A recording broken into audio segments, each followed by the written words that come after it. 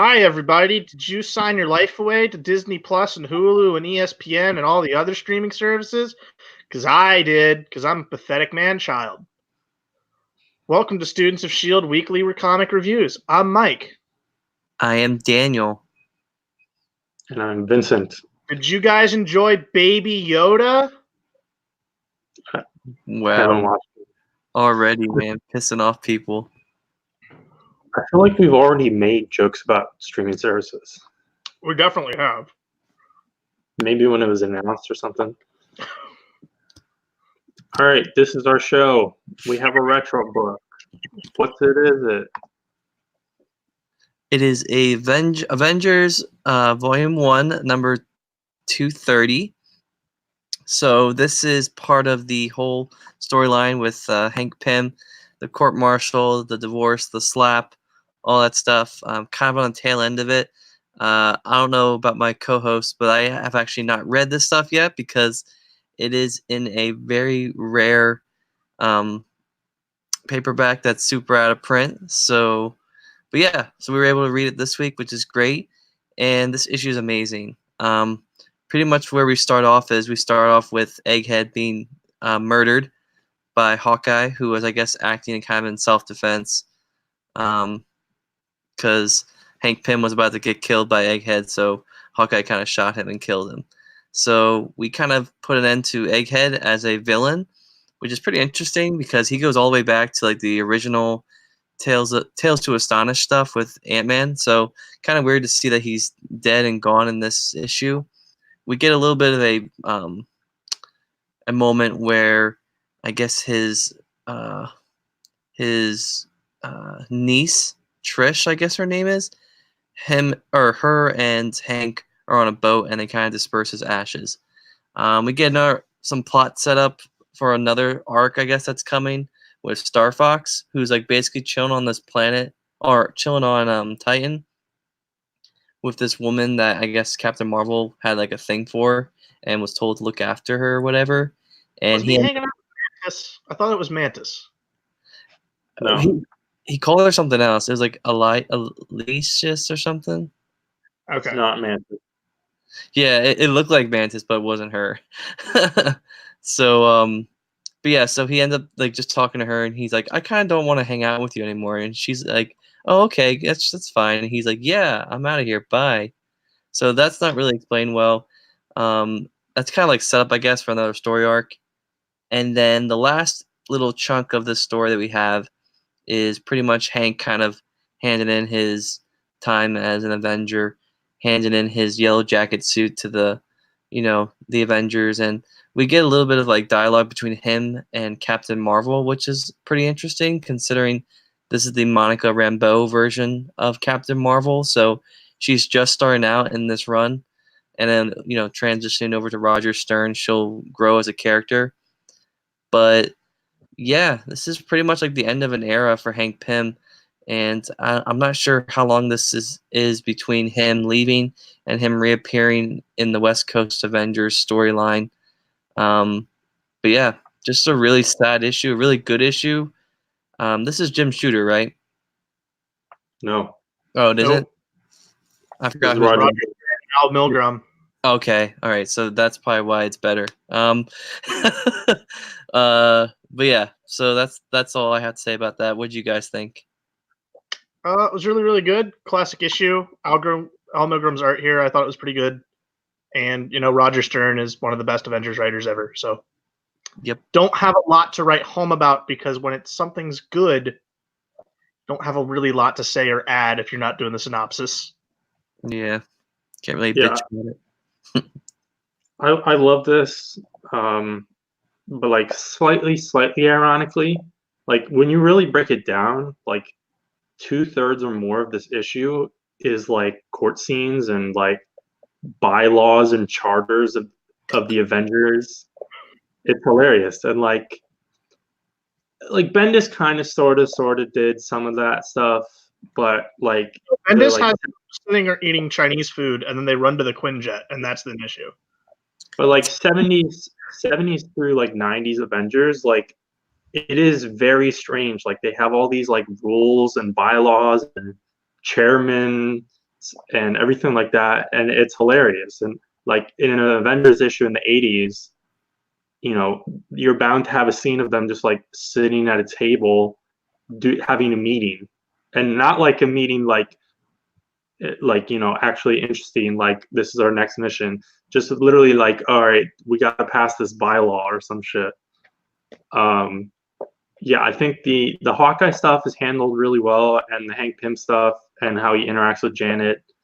So Stern is picking up here from an arc set up by Jim Shooter, and the book that Dan was talking about is The Trial of the Yellow Jacket, which let me show it off in all its glory. Yeah, of course you are, asshole. Which 230, the issue we read, is the final issue collected in this, and you can see it's a relatively thick book. But it's interesting to see how Stern like relatively effortlessly picked it right up from Jim Shooter, and there was even some other writers involved in the middle.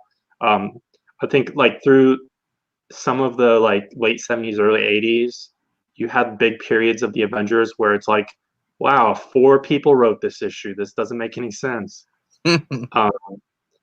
I think because Jim Shooter was like sort of the writer, but also editor-in-chief of all of Marvel Comics, so he didn't necessarily have time to script entire series that come out monthly. But yeah, I thought it was great, and you see all this setup that Stern is going to run with for the next like 60 issues. Also, really interesting to see Moonstone and Beetle here as part of the Masters of Evil, and both of them quickly fold to Authority to like get some lenience on their sentence and everything like that. And both of them will end up being Thunderbolts in like 15 years. Yeah, I don't. I mean, to be totally honest, I don't think this is a great issue, but I really, really enjoy like this style of the Avengers in this era.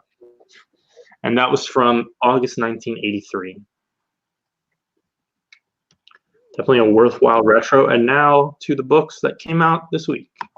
Right. Batman's Grave #2 from DC, Warren Ellis and Brian Hitch.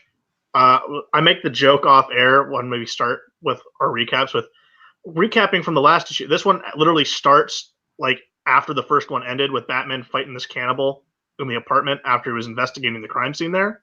And I think Brian Hitch gives us some great fight choreography here, albeit a little bit stiff in places. But the rest of the issue is just Batman continuing his investigation. He captures the guy and drops him off at the GCPD. The cops threaten to like shoot him, which is a little odd.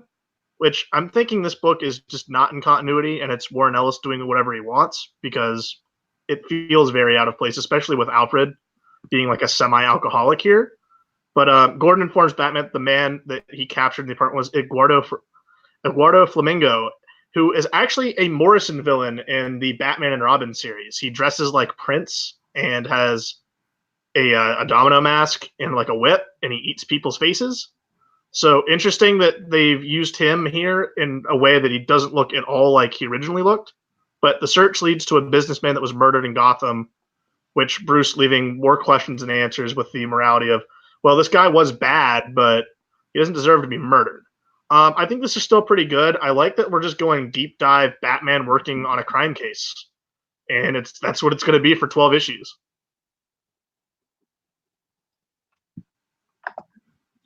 I think you're the only one that read this, right? No, I read it. Oh, you did? Okay, Yeah, what do you think? I feel like I have that same type of vibe too. This seems like a really like low, not, I wouldn't say low stakes, but like it just feels like very down to earth type of like story that's not, like you said, doesn't really have a lot of like links to continuity or anything. It's just its own separate thing that someone can kind of pick up and read. So yeah, I'm excited to see where this goes. I'll definitely be following this series as it goes along. So yeah, I think as far as this is a very quick read because there's not a lot of words in it. It's a lot of fighting. just Brian with the art. You can clearly get the story from Hitch's art, and I do like how Ellis has balanced the show not tell rule of the medium here. I think that's good, and I think Hitch really excels here in his wide cityscape shots of Gotham. I thought they look great. I think this is the best Brian Hitch's art has looked in a little bit. His stuff on Justice League during Rebirth and near the end of the New 52, I just did not think was very good. But I think this and Hawkman is kind of a semi-return to form for him. Yeah.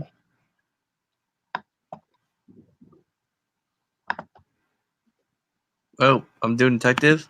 Okay. You have to do it. All right. Well, I thought we were switching. Okay, my bad. Detective. Wait, what are you talking about? I You told This, you have this- to what- do okay. my train rundowns for Morbius, and you're like, oh, maybe, and I'm like, okay, well, he didn't respond, so I'm just gonna, stick to Well, what I do. I said yes. Oh, you did? Okay, so now I'm doing Well, this one sort too. of. Yeah. Oh, well, I am doing Morbid. I don't I'm have doing any. Morbid. I don't. What is that? Boo. I don't have any material in front of me. What am I gonna do, guys? I'm not going by a script. Oh, all right. I'll do it. I'll I recap mean, I can do detective. both. I All could right. do this. Someone do detective. All right, I'll pull double duty and do detective. Thanks, Mike. What do you take one for the team? Okay. Detective Comics 1015. Still Peter Tomasi. Still Doug Mankey. There's also like a finisher here. This is by like two people, and the cover also is not by Doug Mankey, which I thought was just not great. I thought it was a bad cover.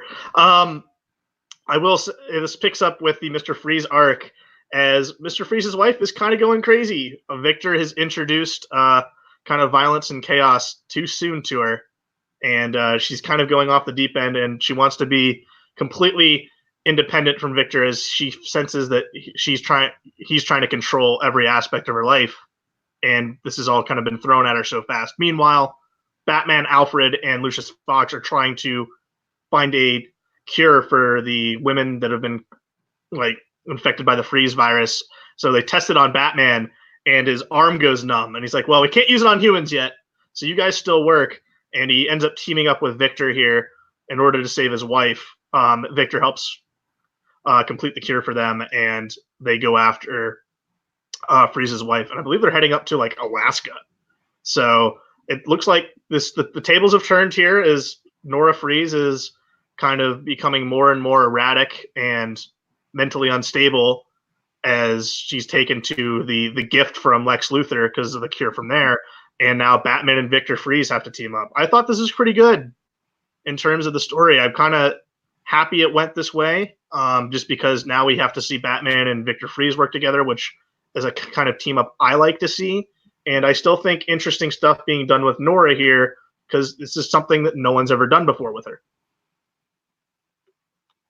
Yeah, I would say like the whole twist with her, becoming like his like lackey last issue, and then now this where she kind of turns on him after the gift he kind of gave to her about bringing her back to life. There's some interesting layers to that whole discussion that she has between him and Victor and Nora before she like walks away and freezes him to death, or maybe I don't know, probably not. So Yeah, this well- totally. He doesn't freeze. He doesn't freeze to death. He falls out. Cat hitches a ride with a truck okay. driver, up with Batman, My bad. and then the final page they go to find her.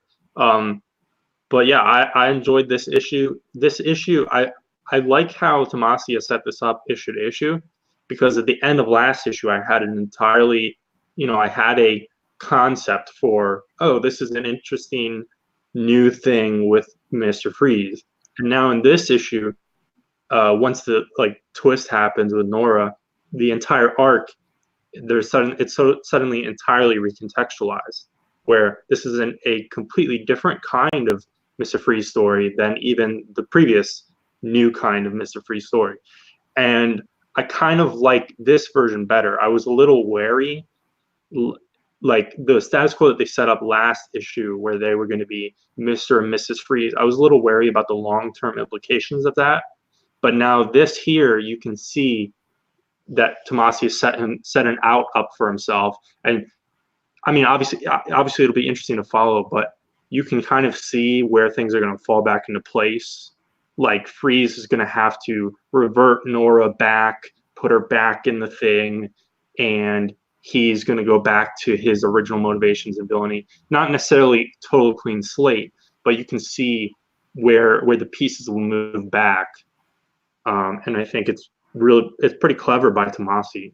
I mean, if it had been new status quo indefinitely as Mr. and Mrs. Freeze, I would have had problems with that. Oh, and the other thing is obviously what will set up the opportunity to move the pieces back into place is the excuse of Lex's Lex's influence through the gift. So like it's not really Nora doing this or however they want to spin it. I think this is the best tie-in to the Year of the Villain. Besides, Year of the Villain. Technically, everything's a tie-in to Year other than like Batman, even though that did tie in.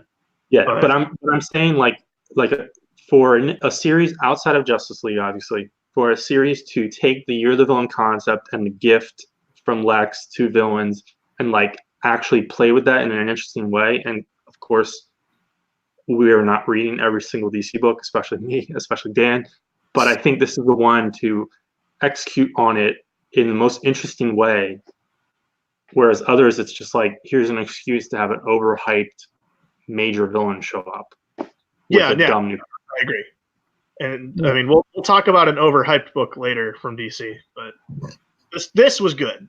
Which one? I was kidding. All right, Black Cat Annual, a book I did prepare notes for. So here we go. So writer Jed MacKay, artist Joey Vasquez, and this whole annual is pretty much just a team up with Black Cat and Spider-Man. Keep in mind, Mary Jane is still on the West Coast at this point, I believe, and Spider-Man's kind of just chilling in New York by himself. So Black Cat and Spider-Man team up to basically allow a couple, like a woman and a man that's set to be married. Their families are both in the Magia. I think I said that right. I'm not sure. It's Magia, whatever. But anyway, they're like the mafia of like the Marvel universe, and they're both set to get married with the Magia. They don't want to deal with all the bullshit of their families, like business and all that stuff, and all the illegal stuff that goes on. So they stage like this fake wedding where Black Cat and Spider-Man are the bride and groom, and like they're dressed in these like gowns that cover their faces, so they're able to like, go in there in disguise, and they have to go into like this chamber as like part of the initiation into the Magia family during this wedding. And pretty much it's just an elaborate ruse for them to get money for this couple to escape and never be seen again, and to get a getaway vehicle. So Spider-Man obviously teams up because he's like, I want to help people. I want to get this couple away from the the terrible stuff that their families do. And Black Cat is out to get her cut with this money that they steal. It was a pretty fun issue. We get a few kind of cool moments with like, the little lackeys that Black Cat has, stealing a car and stuff like that. But overall, it's a pretty fun issue. The moments with Peter and Felicia are kind of funny. There's one part at the end where Peter's leaving and he's like, "Bye, Felicia," and she's like, "That never gets old." It was just like, I guess, like a funny reference to today's pop culture, I guess, like dialogue, whatever. You know what? Do you know what Bye Felicia is from?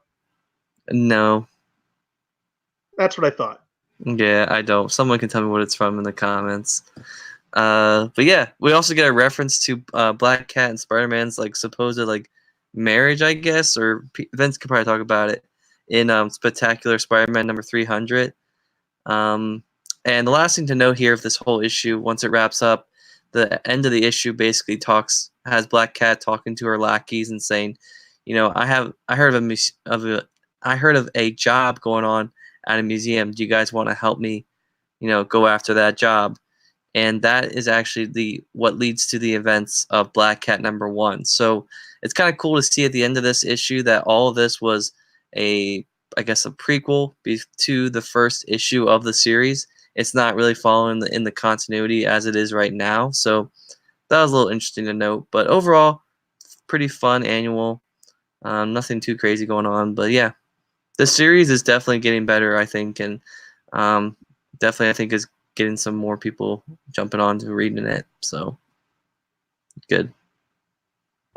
So I obviously did not read Black Cat Annual. I know on the cover of Black Cat Annual, it's a J. Scott Campbell wedding cover, and I know within the issue, that's like there's a gag, right? Like she Yeah. and Pete like have a fake wedding, and then they strip into their costumes. Yeah. I have no idea what you're talking about in reference to Spectacular 300. I feel like you might have read something wrong. There's a footnote to it. I'll have to look it up and see what's going on. I don't think it has to do with weddings, but I'm not sure. Yeah, I'll see if I can find. Right. But yeah, I mean, I keep hearing good things. Is this annual like basically on the same quality level as the series, pretty much? What in terms of art, I would say it's definitely more polished and the colors are way more vibrant than the ongoing series is. Oh, so Yeah. even better. Yes. Because especially nowadays, you can never tell with annuals. A lot of times they're a throwaway or fill-ins and stuff just to pump them out. But on to the next. So yes, Black Hammer Justice League, Hammer of Justice number 5. This is the big finale. This is Jeff Lemire and Michael Walsh wrapping this up. And the Justice League and Black characters have finally put their differences aside. And like two superhero teams will, they do have to team up here, which is really fun. The Spectre is like trying to get Golden Gale to get her to say her magic word because the magic of their universe, it's all converging. So Mixie makes a deal with them. If everyone goes back willingly, he'll right out all the wrongs. And after talking to Golden Gale, they do get her to go back, and they go back to help the Trinity, which are fighting Madame Dragonflies, like all of her monsters from her cabin, because they opened it up and they were fighting those guys. So they're all teaming up to fight them, and then Madame Dragonfly, when she's had enough, she just like kind of just like, all right, we're done, and they have a dinner and get to know each other better, which is pretty fun. And they're all getting to know each other, and Colonel Weird gets himself zapped away back into the Parazone, where he's confronted by Mixie, who is saying he now has access to Colonel Weed's Parazone and the fifth dimension. So he's hinting that this isn't the last the Black Hammer characters have seen of Mr. Mxyzptlk, and Superman and Batman are both talking to the Black Hammer characters, wanting to make sure that they can try to eventually get them off the farm. But Madame Dragonfly mentions that none of you are going to remember this because she's going to erase everyone's minds tomorrow anyway. Some pretty fun gags with both Gale and the Barber Alien both wanting to hit on Aquaman, which is pretty funny. But I loved this series. It was super fun and perfect setup for a sequel, which will be pretty cool down the line. Jeff Lemire and Michael Walsh, just A+ work. And this is the first of 2 Jeff Lemire books we'll talk this week. Buffy and Angel Hellmouth number 2, Jordi Belair and Jeremy Lambert writing, Eleonora Carlini on art. Buffy and Angel continue to battle inside the Hellmouth dimension as they come across a demon that makes them see their greatest fears. For Buffy, it's her and her friends and family dying, as she has to confront her mom, and she actually has to like kill her mom because the demon took the presence of her mom. And then Angel's visions are his friends that he was too late to save. Pretty good banter back and forth with them as they're still trying to get to know each other. They manage to get past the demons and go further inside the Hellmouth, where they get cornered by like demons on this giant pillar, and they got to get up these steps to where Drusilla is. Angel gets slashed like right in the shoulder, so he's got like no arm basically to use at this point, and they come face to face with like a giant Drusilla at the end of this. I thought Eleanor Carnellini's art is still very good, and Jordi Belair and Jeremy Lambert both getting these characters very good with the fun banter, like I said before. This whole crossover event's still going very, very strong and still enjoying it. So, yeah. And then on to Event Leviathan number 6. I hate this. This book was shit. This event was shit. This isn't Bendis' best writing at all. It's not even Maliv's best work. It's revealed that Leviathan, after all this goose hunting and chasing, is Mark Shaw, one of the original Manhunters. Vince, you can talk about Mark Shaw if you want, but ultimately it doesn't matter because he gets away, and he was sent out to prove something, but we don't know really what it was. And they just like, oh, he'll get away, and the story's not done. This is just a giant lead into another arc of Action Comics. And oh, by the way, Sam Lane's dead. He died off panel, which is stupid. And yeah, I'm done with Bendis and the entire Superman line. This was like a year and a half of build up for absolutely nothing to a lead into something else. This was terrible. One of the worst comics events I've read in easily the last decade. I hated this, and I was the one. I was the lone person that still was like giving it a chance, and to have it be worth absolutely nothing is the most frustrating thing in the world. Hated this event. Hated this book. I'm done with the whole Superman line until Bendis is gone. Maybe he should go back to Marvel. I'd like that at this point because I'm scratching my head to think of the good things he's done at DC. Like, I kind of like Young Justice. I haven't read Batman Universe yet, but I'm sure that's fine. I'll read it just for the Darrington art alone. I liked some issues of Action, but Man of Steel wasn't that good. Superman's borderline unreadable, and me and Vince read Naomi, and we thought Naomi was just okay at best. So this is a mess.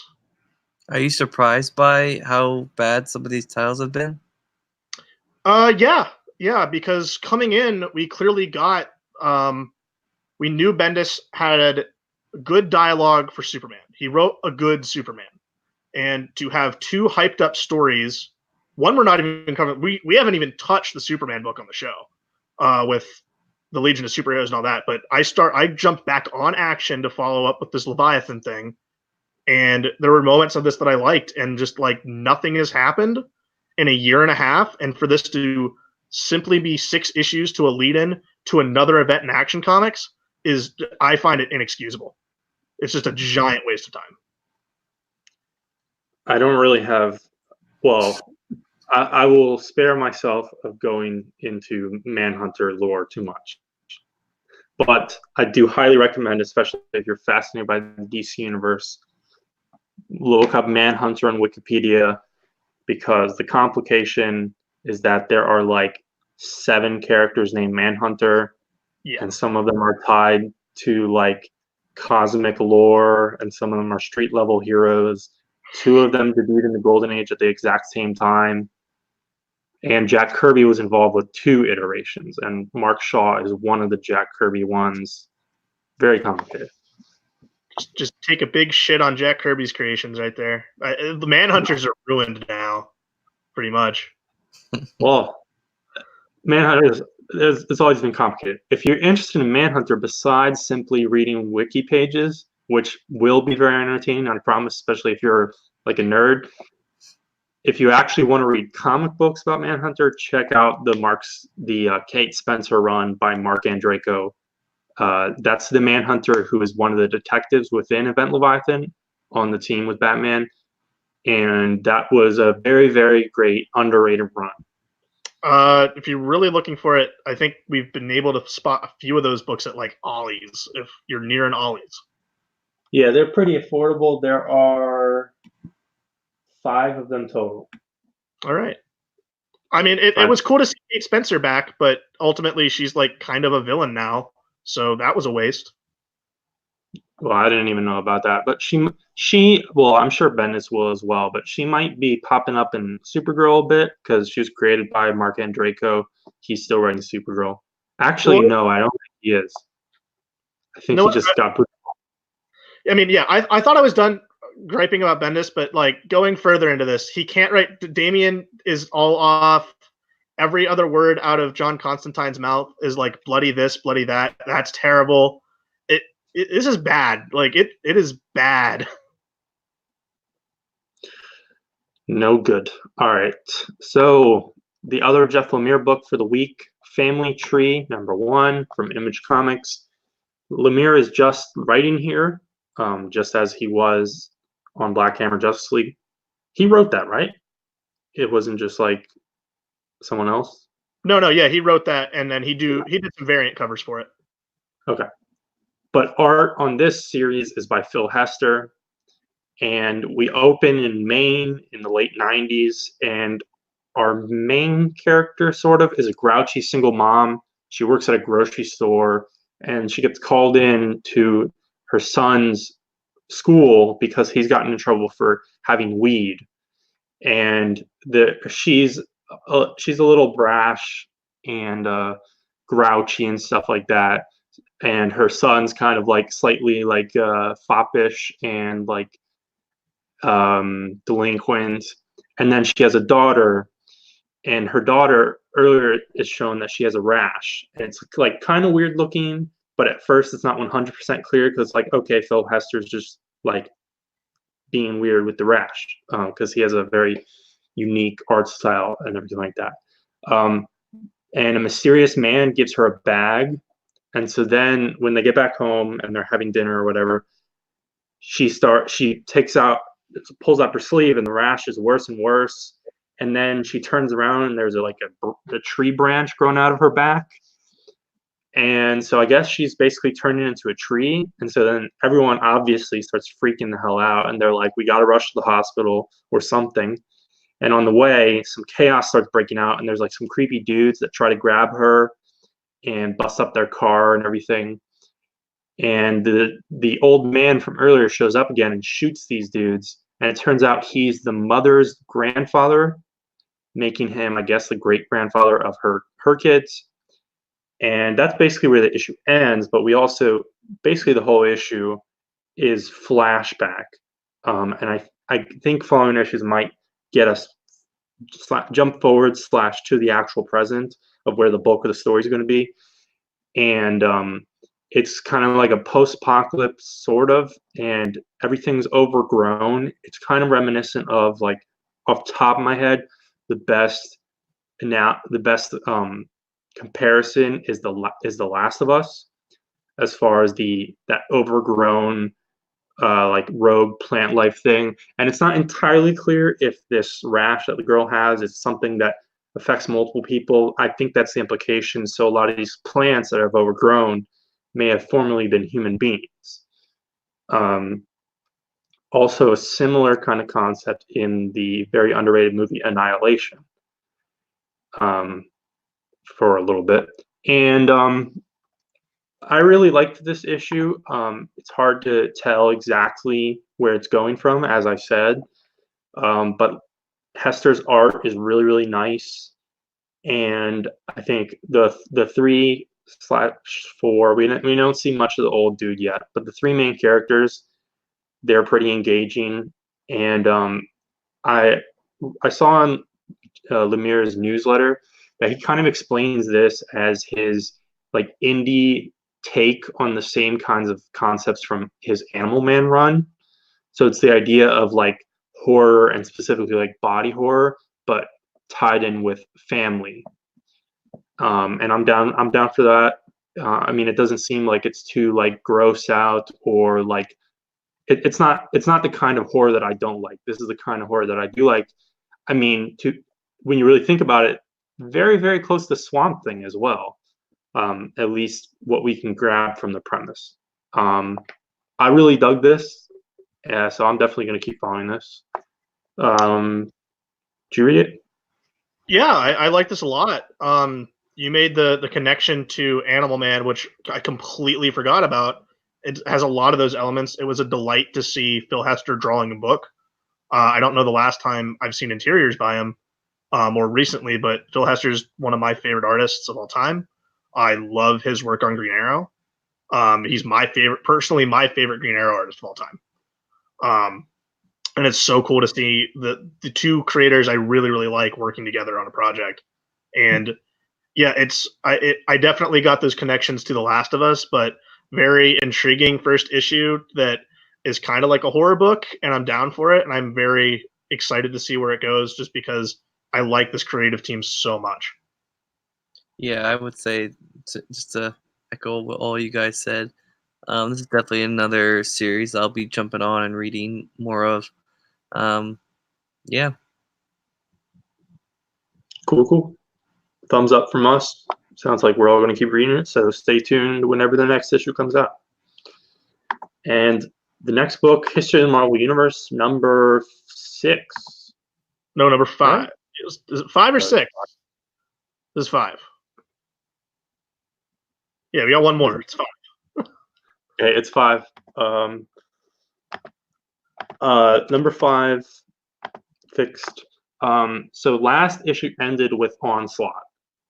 And we open here with a really cool Thunderbolts page. So we're in 1997. And that's 1997. And then we jump all the way to 2001 with Grant Morrison's New X-Men. And then I feel like the first, like after Thunderbolts, the next like 4 or 5 pages of this issue are sort of out of order if you want to nitpick. But we have a page for Morrison's New X-Men, and that touches on Genosha, the increased amount of mutants, as well as a lot of them dying on Genosha, and secondary mutations and things like that.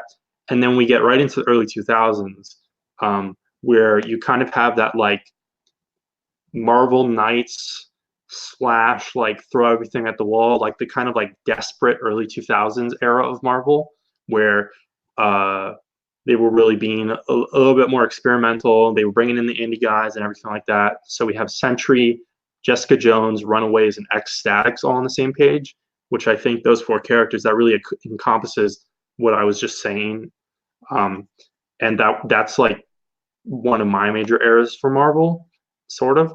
And then we get right into Bendis with Disassembled, New Avengers, House of M, and then we start weaving in like a lot of the key 2000s runs. So we have Ed Brubaker's Captain America, where we have Winter Soldier, how it dives into Civil War, the death of Cap, Bucky Cap, Captain America Reborn, and we have Greg Pak on Hulk. We have Planet Hulk, and then World War Hulk. And obviously, as I said, we have Civil War.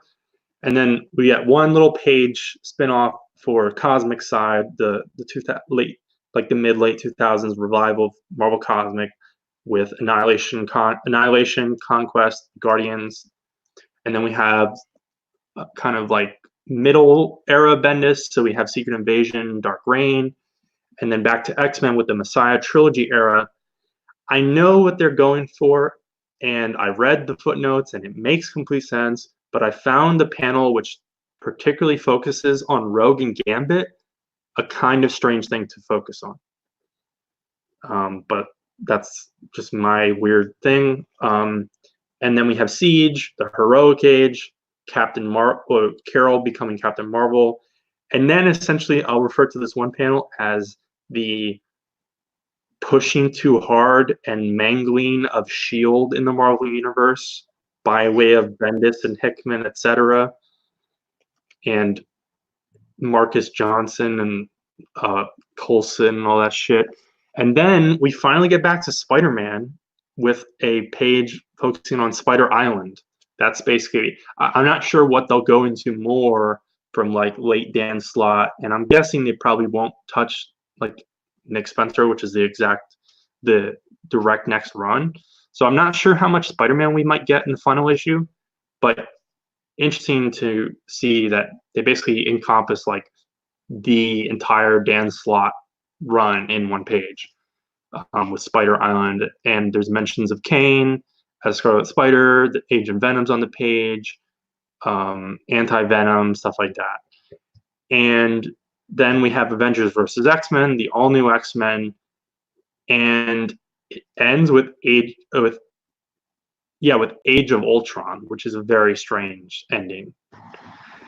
And then, so that's basically it. It ends with Age of Ultron, which is a weird place to end. Very different, like not nearly as crucial as where some of the other issues have ended, like Onslaught or the Galactus trilogy and things like that. The major thing that I want to note is that this issue, and I was wondering when this would happen, this is where we start like really like condensing things / skipping over giant things. Like we ended with Onslaught and we entirely skip over Heroes Reborn and Heroes Return. Besides like a quick text mention on the Thunderbolts page, we're essentially skipping almost a decade for like the core Avengers line. And on Spider-Man, the last like full focus on Spider-Man we had was the Clone Saga, which that's 1996. Spider Island is 2011. So we're skipping basically 15 years of Spider-Man. So basically, I mean, it's not like a huge stuff. Post Clone Saga, no one cares. But then you have the the relaunch. Also, you could skip that, but no focus on JMS. But I guess I don't know what you would focus on, and he's covered in a lot of the Avengers pages. But it's interesting to see that huge jump for Spider-Man in particular as Marvel's biggest character. And there are other things here, like there's things that are glossed over and things that are skipped and condensed. So in some ways, this was the most interesting issue. And also in some ways, this is like some of the content that I'm most familiar with because I like grew up as like this era was going through and read a lot of stuff as it was coming out, or have read it more because it's been more available. But at the same time, like I slightly have like a love-hate relationship with this era, not as much as the following eras to this day. But I don't know. What did you guys? Do you guys have any thoughts on this series? Yeah, this is like the weirdest issue for me to read because it's like you said. Like I think it was my uncle who got all New Avengers, so that's when I started getting into modern Marvel was with New Avengers, and then all the events, of course, that spun out of it. So it's very odd to see like everything that I was reading through like middle through high school condensed in like one book. It was kind of jarring to see that. Some interesting omissions I wanted to mention here that you didn't get to. Young Avengers entirely skipped over, especially since we point out that Wanda's freak out for M Day was over her missing children. Very odd. Certain members Daredevil skipped over entirely. Yeah, well, I don't know how much Daredevil we've gotten since like Elektra. That may have been the last thing we saw from Daredevil. Yeah, well, I mean, Daredevil was a really big book for those early. We had Smith, Bendis, Mack, Brubaker, even Mark Waid, who writes this book. You would have thought you would have seen a mention of him moving to San Francisco in here. Like nothing. I don't really, think we're there. Shadowman didn't even get a page. Like you could have done that. An omission of Thor is really odd, considering that Thor was a big thing when he came back from the dead. I think those are just very odd ones, and I know that on the cover, I think of the next issue is the Mark Waid champion. So is this Mark Waid throwing away the Young Avengers in favor of his young team? Maybe. I hope we get to see the Young Avengers in the next issue. But I mean, the art's beautiful. I think the Civil War page particularly should honestly be used as like the cover for any future Civil War trades or hardcovers because it's a lot better than the movie cover that they put out. I think that's the standard one you can get right now. But I mean, anything different from this series that I haven't said before. It's a beautiful series to look at, and it's really cool to like look at everything that I read as a kid condensed into one book now, which is odd. But I'll turn it over to. Well, I'll just say really quickly I mean, technically the Avengers are in here. They're not focused on, but they're on the Civil War page, and one or two of them are technically in the background of Siege. At least Kate Bishop, I remember seeing her on the page. Yeah. But then to your other point, honestly, I feel like also, and a thought that I had reading this issue, and it may just be because we're 5 issues in, I felt like this issue more than the others, I could have just skipped every single caption. And obviously a lot of that is because I'm very familiar with the material, but also like this era of material is simultaneously very iconic, influential, and important to the fabric of the Marvel Universe, but at the same time not at all, because this is the era where you start rolling into major crossover events every single year. Yeah. During the Bendis era, you're getting like 2 or 3 a year. Yeah. Whereas, in previous issues, it's like, it's like there's a year or more between major things, and they weren't glossing over everything, but I don't know how to, fully encapsulate what I'm thinking, but some thoughts. Dan, well, I think like the vibe that I got from this issue was like, I just felt like the synopsis that they're given for like a lot of these, like you said, all the events, it felt like there was a lot more like characters and stuff being like spoken about in this issue versus like in the previous issues. It was more of like a one-on-one type of like team or character like synopsis, like, oh, Iron Man was going through this, or Cap was going through this, or like, Thor was going through that, but this one it was more like, oh, they did all of this, and then they did all this a few years later, and then like this group was doing this at this time, so it was like obviously I guess this is part of like how Marvel has evolved with like their events and the team ups and all this stuff, but yeah, no, the definitely the huge jump from like Thunderbolts up until like the modern day stuff, like felt really weird in the beginning there. It kind of took me a while to get used to like that we just skipped like all that time because I'm like, wait, what about like all of the Heroes Return stuff that all of us really like? So, but whatever. Yeah, very very strange, especially because again, Wade was, that was Wade's cap, and he Yeah, focuses so much on. I mean, it's not like something huge happened in his run, whereas that definitely is the case for Ed Brubaker. But we get like 5 pages for Ed Brubaker's Captain America here, yeah. I just feel and like no mention. yeah. And I mean, okay, Wade Cap, like skip over your own thing, but like Busiek, Perez, Avengers. Mm-hmm. Yeah. That's Boosting no. Iron Man. I mean, like you could even just one page you could cover the Morgan Conquest. That's the opening arc with every Avenger ever. Ultron Avengers Unlimited. forever. You Yeah, I mean, you could smash like even just one page. You could do Morgan Conquest, Ultron Unlimited, Avengers Forever, and Kang Dynasty. You could slam all that. I mean, we know that uh, the art in this series is super impressive. He's done stuff like that before. Could have easily done that for one page. Some interesting choices here. But the thing is, like, all the Heroes Return books are footnoted because they're like offhand mentioned on the Thunderbolts page. Very strange. It makes Okay. you wonder if like they're not like they weren't looking to like mention it because like I don't know if they just didn't want it want to All even. right, done. We're done. Invaders. Chip Zdarsky, Carlos Magno, Butch Geis, Cap and Namor. They're deserted on that island together, and Cap's growing a beard very, very quickly. Namor's still powerless after losing his powers on the shenanigans on the ship in the last issue.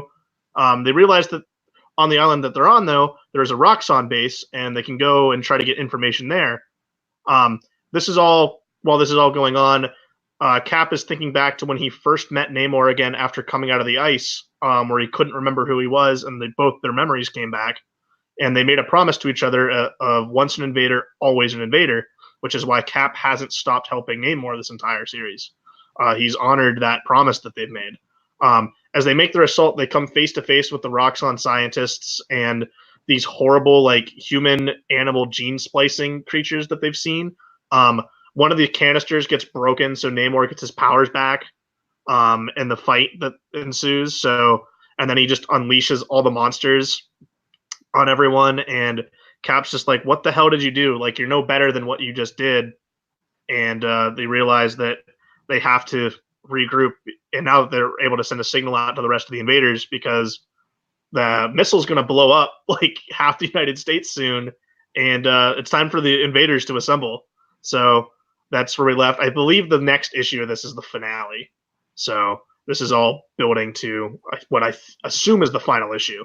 The Butch Geis art is still the standout. Carlos Magno is good in places, not so great in others, but I like this. I like his art more than Vince likes his art.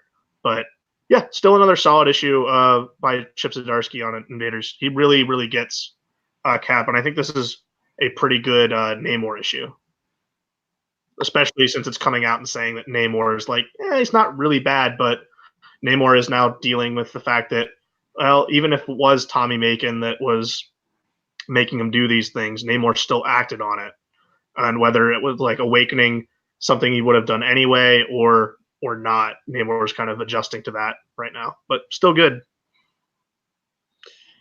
Yeah, I did not get around to reading this issue, but the one thing I'll say is totally unrelated to like actually preparing for the show and reading Invaders. I recently, I guess, rediscovered where Carlos Magno came from in a way. Before Invaders, his breakout and then I guess signature association was Boom's Planet of the Apes books. Oh, Which I feel like I knew at some point, but it didn't stick with me. He was like, I guess their first major like ongoing thing, and then there was some kind of like fucking King Kong Planet of the Apes crossover, and they brought him back for that. So I think maybe sometime eventually I might actually have planned to check out parts of that Planet of the Apes era of comics. So it'd be interesting to see how he draws apes, because I've been slightly critical of his faces and certain things like that. But Morbius is back in an ongoing series, Morbius the Living Vampire, #1. This is volume 3. For some reason, I feel like everyone was just, I mean, I know internally, but it didn't matter that much. But I feel like a lot of people are calling this book Morbius, which it is Morbius, but this is technically volume 3 of Morbius the Living Vampire. This is written by Vita Ayala, art by Marcelo Ferreira, who I'm not familiar with. I don't know whether I've seen him on stuff before. And this book, at least for now, is set in Greenpoint, Brooklyn. Not super familiar with New York City geography, so I'm assuming that is a real neighborhood and there's some possible significance to it. It might be interesting if they really lean into that. Now Morbius has a home turf, even though it's still in New York City like fucking every other character. But his foe here, an interesting choice, is the Melter. And the Melter he's like in a warehouse and he's doing something. I don't really know what the hell he's doing. He's like doing experiments on people, like skin grafts and stuff.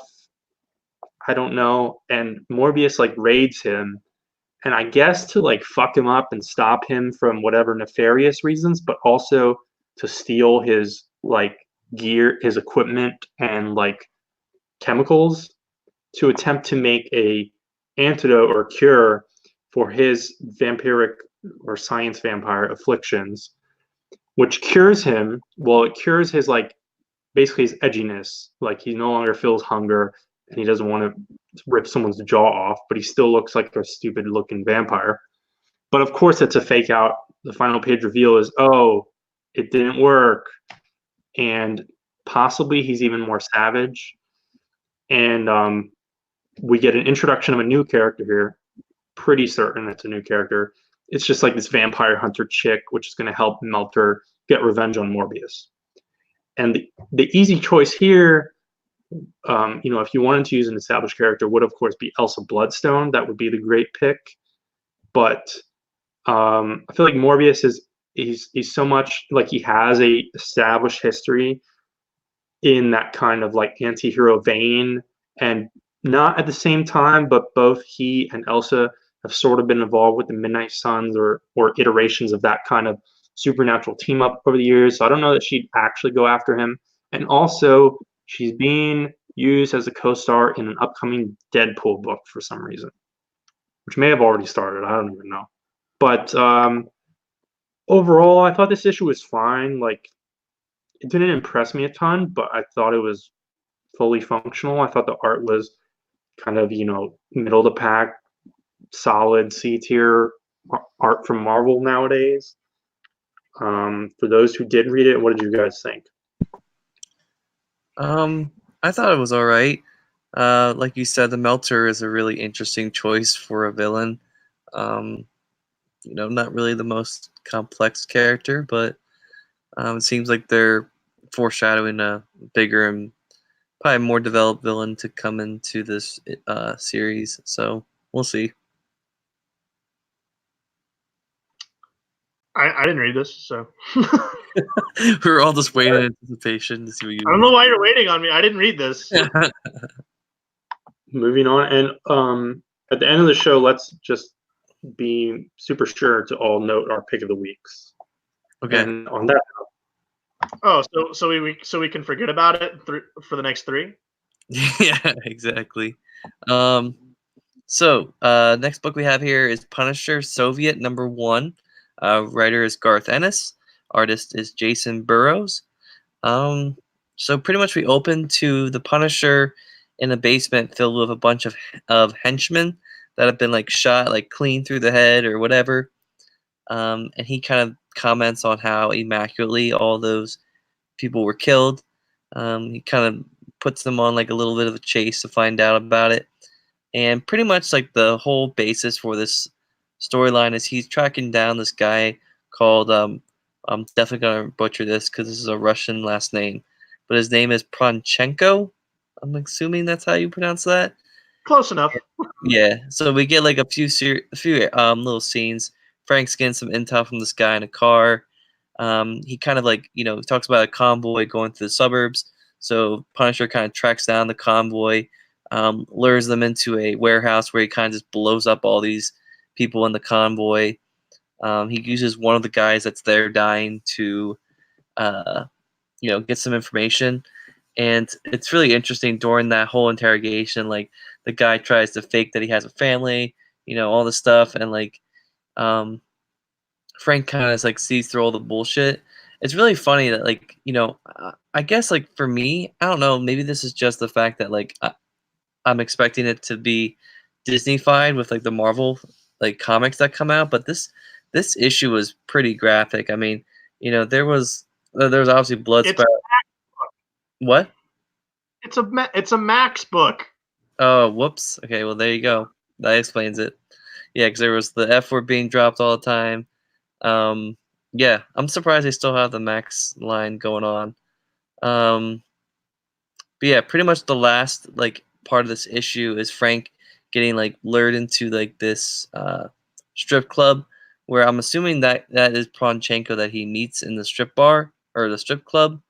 I'm not sure if that's him or not. They don't really say who it is, but I'm assuming it's him. So a little weird the fact that we've already met the antagonist of this series in the first issue, but I guess we'll see where it goes. But I don't know. This feels like the same vein as like what I would expect in a Punisher series. So I like it. Is this a mini series or is it a maxi series? What is it? A miniseries. Okay. Go ahead. I just recently I finished reading all of Ennis's run on Punisher Max, and I think it's great.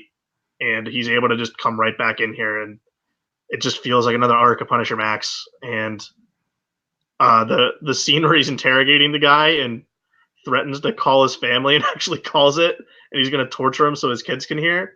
I saw some people being a little critical about that, but I feel like that's right in line with what Frank would do if he needs information. So I thought it was good.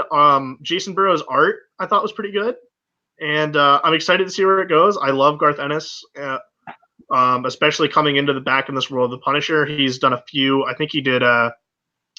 Has he done 2 Vietnam miniseries now, not counting Bourne? I know he did the one with Vietnam like maybe 1 or 2 years ago that was well received. But yeah, this feels just like another arc of Punisher Max. Oh, he froze again, Dan. Who, me? No, I'm No, free. Vince did. Now he's on his finger up. Oh, he's putting up his finger to let us know he wants to talk, and now he's smiling. You take a screenshot of that before it goes away. Oh, I can't act fast enough. That's rare footage of Vince smiling. I mean, it happens once or twice a week. Yeah, it's like the groundhog. Okay. Everybody. I'm in. So I think this is my favorite book of the week. As far as I know, he just did that one Vietnam book, which was a year or 2 ago. And there's actually another Punisher miniseries from Ennis that will be after this book that's already announced. I don't know if Ennis accidentally slipped that he's working on 2 books or if Marvel is like really weird. But there are going to be 2 more Punisher books by Ennis. And he's joined by Jason Arrows, who used to do a ton of work at Avatar for years, like literally like a decade. And a lot of it with Ennis, they launched Crossed together, which is like Edgelord, Gore, the book. And Burroughs also did some of the like edgy, rape-filled Cthulhu stuff with Alan Moore at Avatar. But I don't know, someone at Marvel decided, hey, let me put this guy on Moon Knight. And he was received very well. And I guess he's finally a top-tier artist. He's definitely improved but I really love his stuff here, and I think he actually fits Punisher perfectly. I mean, obviously he's worked with Ennis, so there's some synergy there. But the Punisher matchup, I think, works really well because I feel like, and a lot of this has to do with coloring, which I think is intentional. But I think Burroughs has just a tiny bit of Steve Dillon in him, but with a jagged edge, which makes him fit perfectly for Punisher, but also in that Marvel Max lane. You're exactly right.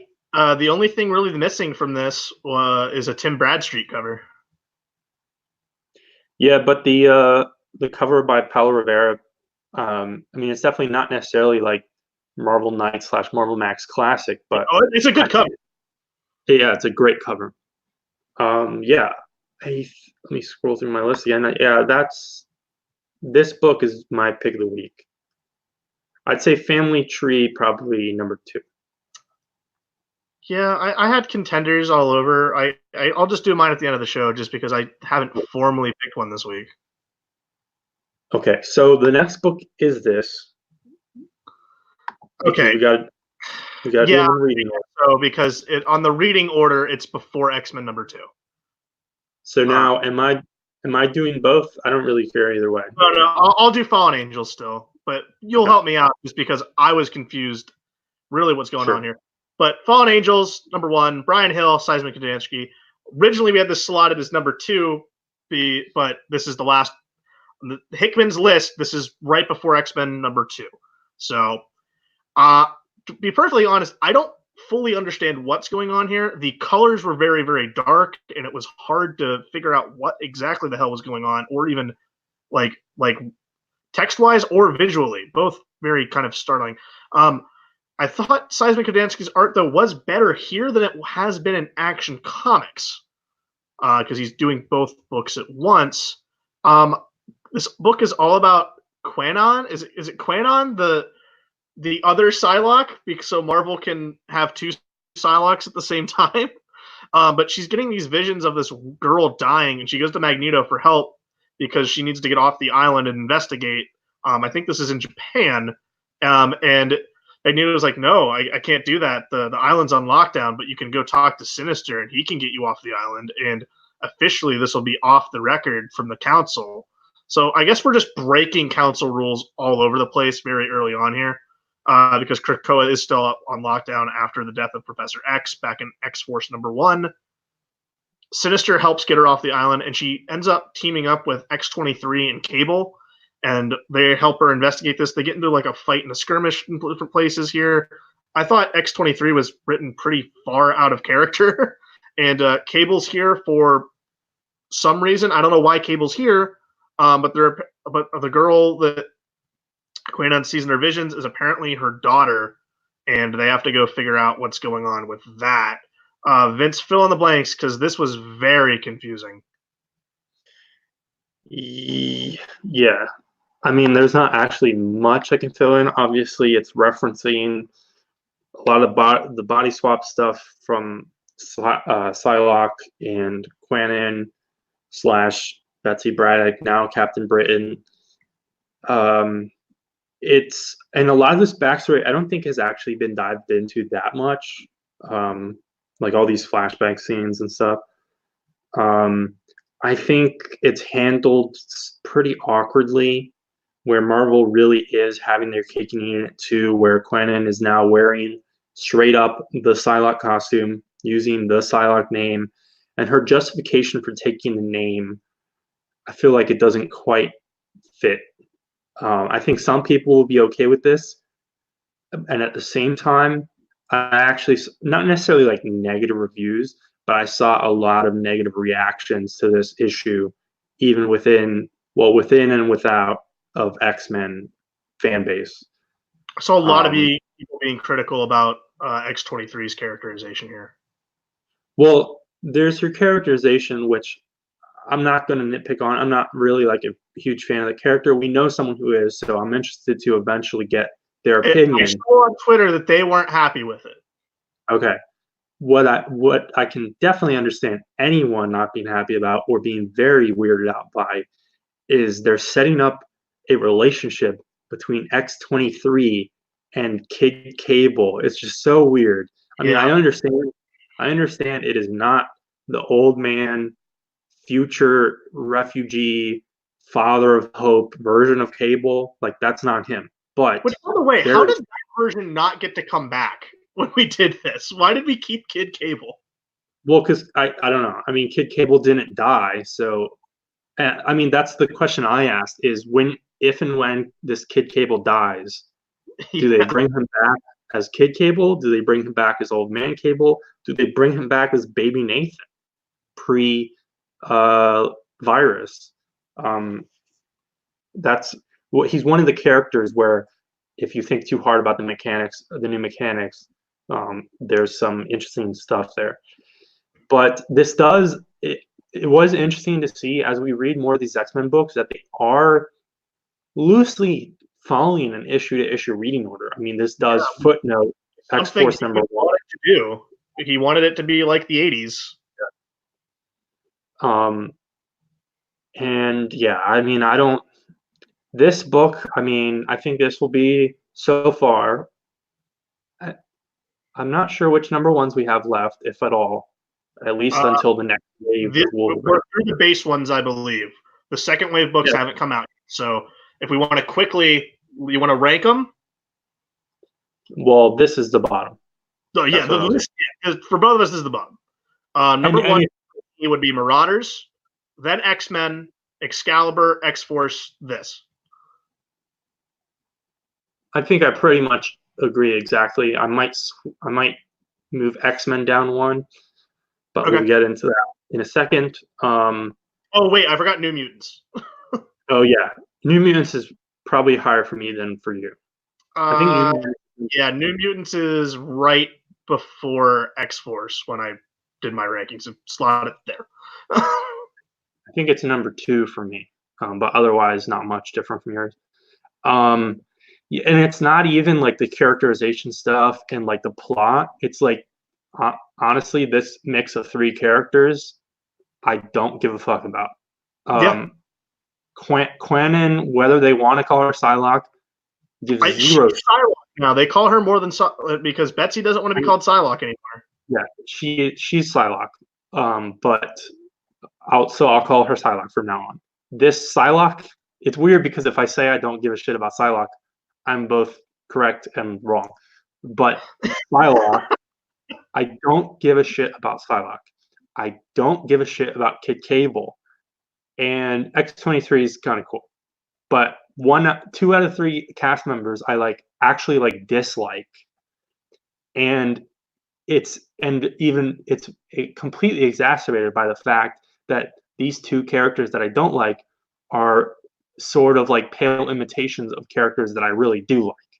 Yeah, that's not good. And one of those is in another book, and that book is pretty good. So very weird stuff here. I don't like the plot. I don't like the chemistry between the characters. I don't like the characters. They tease at the end of this issue that they need to bring in more characters to this team. I'm not certain who. In the solicits for like 4 issues from now, they mention Husk and Bling. I really like Husk. Don't care at all about Bling. But neither of them are going to pull me into this book necessarily. And I thought the art, I mean, I agree with you. I think some pages are really, really nice, and especially the color. Like, in fact, the flashback pages that I care the least about are some of the most attractive pages. They do some fun stuff with like the foliage from Japan. I think there's like some flowers and stuff, and it looks nice.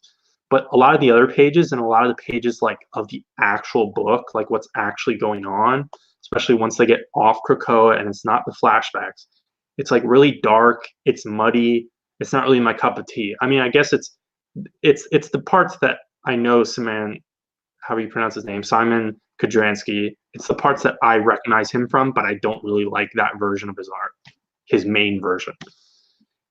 And yeah, so not a big fan. I don't think it's like necessarily bad though. No, it's just not on a book for me. So right. Finish us off with X-Men. closing out X-Men #2. I think I definitely have the volume number wrong. I don't care. Yeah, have the volume number wrong. Hickman and Lionel Yu. This is very interesting because it's placed in the reading order after Fallen Angels, but Kid Cable is here. I mean, I guess it checks out. He's not like in space. Cyclops takes two of his quote unquote kids, Kid Cable They and call Rachel. him Dad. Yeah. I mean, they are, but there's complications with alternate universes and timelines and stuff like that. But they go to investigate. There's a second island which has suddenly appeared near Krakoa, and they are moving towards each other. And there's also monsters on it. So they're like, let's go figure this shit out. And they point out here how Cypher, Doug Ramsey, who is the only mutant who can communicate directly with Krakoa, is off in space millions of light years away. And Cyclops specifically gave him permission to do so, which I'm very glad. I mean, I wouldn't have necessarily thought of it, but I'm glad that they acknowledged that. And it'll be interesting to see if that matters at all in the next few issues and stuff. Because as far as I know, it for a while, Excalibur is going to be a cosmic book, but his absence may complicate things on Krakoa. They ride rhinos, like mutant rhinos, through the island, and they kill a giant squid. And then they run into this weird dude who there's some connection to magic, possibly alternate realities, probably tied in with some of the stuff that's going on in Excalibur. And I think this character actually may have been teased, I think, in the end of last issue. And those were pages where we're like, yeah, we don't know what the fuck this is. But I guess his gimmick is he's like kind of like a Cthulhu summoner type dude. Like he just summons like these like horror cosmic monster things. And they have a misunderstanding fight, and it's a literal misunderstanding fight because they can't understand each other. And then Rachel is able to tap into it, something that they didn't think of 10 seconds ago. And so suddenly they can understand each other. And there's like a weird question about love. And Scott says, quote, "I love a single someone," which is slightly awkward because he has two of his children right next to him. But okay, it's romantic love, obviously. And since Jean lives with him, I guess it's Jean. But we really haven't. It's Wolverine. Straight on. We really haven't straight on. I think he uses a feminine pronoun in the captions as well. But we really have not gotten a scene, like a straight up scene between Scott and Jean, even in the first issue of this series. So when they eventually get to that, I'll be interested. Or maybe Hickman just never will, which might be a smart idea. And so it turns out, yeah, this love question is because Krakoa and this weird monster island are in love, and they connect themselves and intertwine vines and stuff. And then the last few pages, similar to last issue, I don't know what the fuck is going on. This weird magic alternate like reality thing is somehow a descendant of whatever the current version of War is, and is tangentially related to Apocalypse. But like, I don't know that this is teasing that Apocalypse is like villainous or a bad guy, because that would be breaking from the status quo. So I don't know where this goes. I guess it's enticing. Yeah, I like this issue, but you know what I'm starting to see? I'm starting to see the beginning of his Avengers run again. Get this person that's all singular color, that is indestructible, and has monsters. Yeah. This character. This is Emilio all over again to me, right? I'm not wrong with that? Yeah, Okay. Visually and with gobbledygook, there's definitely parallels. Like, it was like, it's not bad. Like, I just want something to happen. Yeah, I think overall, if I recall, I wasn't super impressed the first issue. No. Sorry, I didn't include certain words. I wasn't super impressed on the art in the first issue. I think this issue is a better. think this issue is a better showing of Yu's art. I would still rather have Pepe Larraz. Well, sure. So that's this. 2 X-Men books this week. One gets thumbs up, one gets thumbs down. Next week we have Excalibur and Marauders, both second issues. And after that, we'll start having 3 books per week, and probably geez. drop. Yeah. But I'm very excited to keep reading them in the alleged chronological order, because Marvel's doing this weird thing where they're releasing the series in collected edition, both separately and also in these weird trades that collect one issue. Basically that collect it in the exact reading order.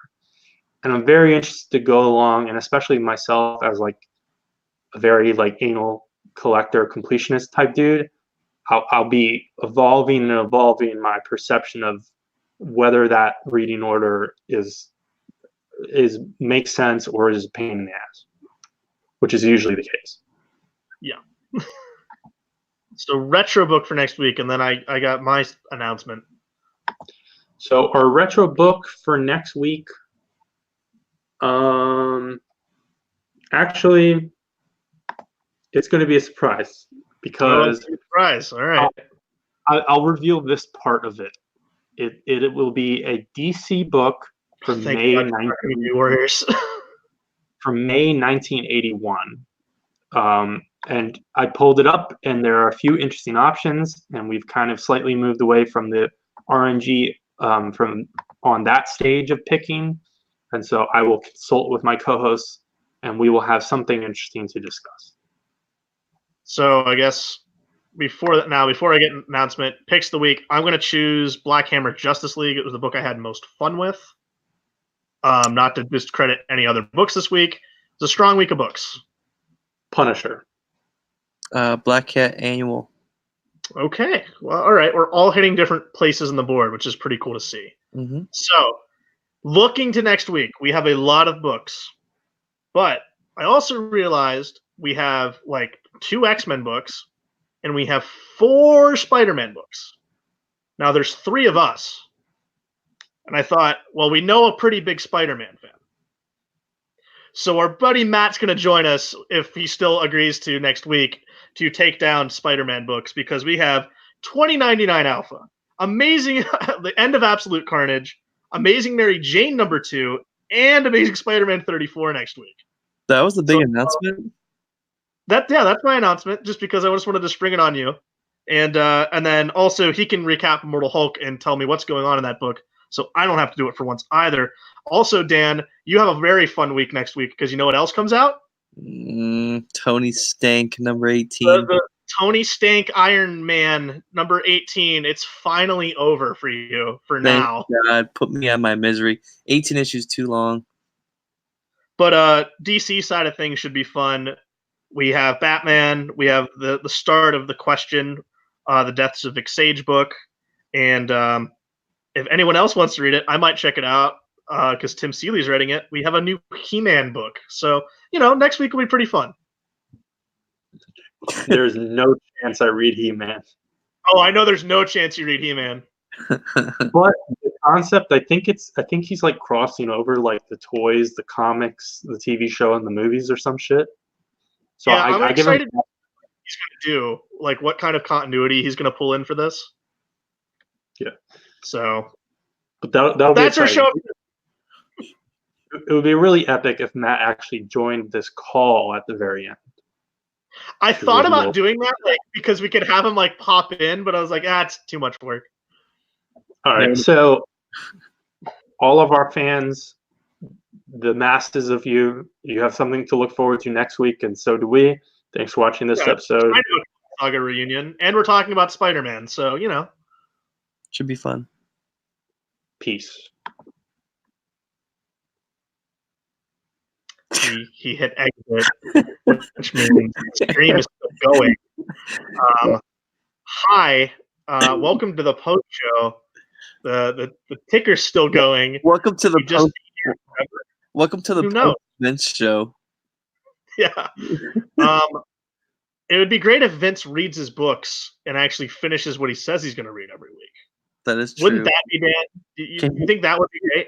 Is he the only one that can end this live video? I think so. Well, I guess we're doing a little bit of improv right here. Welcome to the weekly show After Dark. Yeah, just comic reviews after dark. We don't have any more books to review. No. So maybe we can review Vince's. Oh no. Maybe we can review Vince's process for reading the books. Yes, I think it's very odd because he'll rip off and talk about New Warriors for 45 minutes when he could have gotten 3 books done. Yeah, I was gonna say he's on the freaking chat. On the group me, he just said, "Oh no." I'm gonna tell him. Yeah, I'm waiting for him to come back in. Get your ass back in here. So, Dan, will you be getting the Disney Plus? I most likely will. It's just like I said, it comes down to whether or not my family's gonna help me pay for it because I already pay for all of their Apple Music every year, so I don't want to get suckered into paying for something else again. So well, you can also just not get the Hulu bundle, and it's like $7 a month. I know. Yeah, I feel like I'm just gonna have to get it out of necessity because I have to watch Mandalorian. I'm gonna have to watch all those Marvel shows that come out because they're all gonna tie into the movie. Those aren't until like the summer at the very earliest, I think. Yeah,